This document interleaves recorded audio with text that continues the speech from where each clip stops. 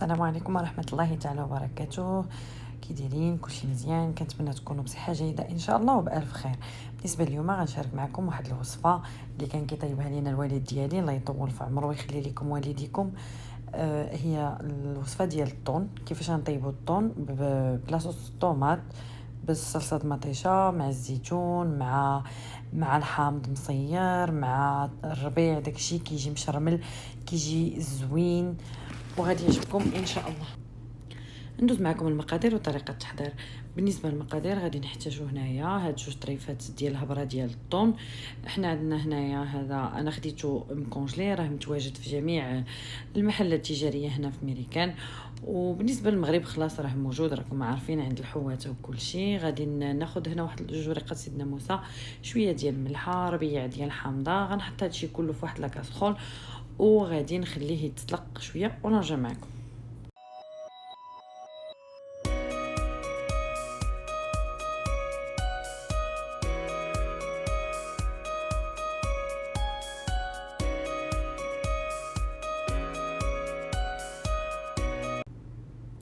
هنا كيف ما كتشوفوا مره ما تسلقت لي داك الطون ديالي، راه هو هذاك، خليته عاود حتى تسقطر وشديتو هكا، فرجتو هكا طريفات صغيورين. ما تفرجوهوش بزاف لان غيغبر لكم في هذيك الصوص ديال المطيشه. يعني غير بحال تقطعوه هكا شي طريفات صغار وتخليوه. عندي تما واحد جوج مطيشات محكوكين، عندي واحد 4 المعالق ديال القزبر، عندي هنايا واحد الفص حتى لجوج فصوص ديال الثوم، عندي مليحه، عندي شويه ديال الحامض مصير، عندي واحد الربيع معلقه حتى لنص معلقه ديال التحميره والبزار، عندي هنا الزيتون وعندي زيت زيتون، وعندي هنايا واحد شويه ديال الكركم. بالنسبه لكم تقدروا تزيدوه في هذه الوصفه هذه السودانيه حاره ولا الحار ولا اللي كيبغي الحار. بالنسبه لي انا ما زدتهاش حيت ولادي غياكلوا معايا، يعني كيبقى لكم الاختيار. غناخذ واحد الكاسرونه غنديروا فيها هذيك المطيشه ديالنا، غنزيدوا عليها الزيت، غنزيدوا الملحه، البزار، جميع التوابل. غنخليو عاود غير الحامض والزيتون وهذاك الطون. يعني خصنا ما نزيدوش الطون من الاول، لان الا زدناه وبقينا كنتسناو ما طيب لنا وبقينا كنحركوه هو غادي يزيد غادي يتفرتت لينا بزاف، هذيك الصوص ما غاديش يبقى يبان، ودو بلوس غادي يبس بزاف لان حتى هو ما غاديش ما كيبغيش يطيب بزاف، ديجا هو مسلوق.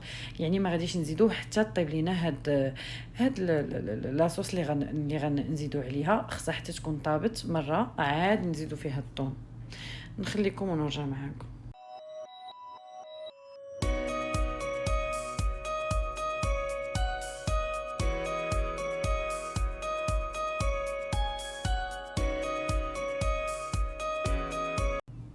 صافي هنا مورا ما طابت لي ديك المطيشه راني زدت فيها الحامض وزدت الزيتون.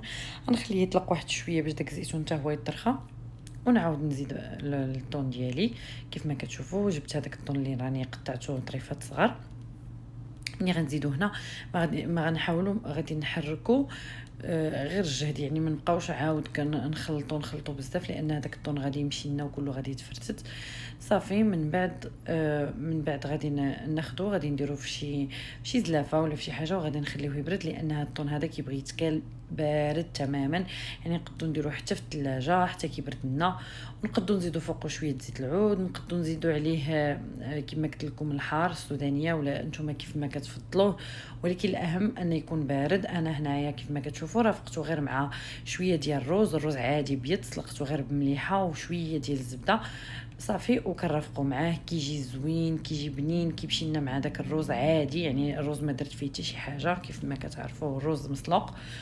صافي هذا هو الطبق ديالنا ديال اليوم. كنتمنى الطبق يكون عجبكم وتجربوه ان شاء الله، وإلا عجبكم تخلوا لي دي لايك وتشتركوا في القناه ديالي وتشاركوه مع الاهل والاصدقاء. شكرا لكم ونهاركم مبروك ومع السلامه.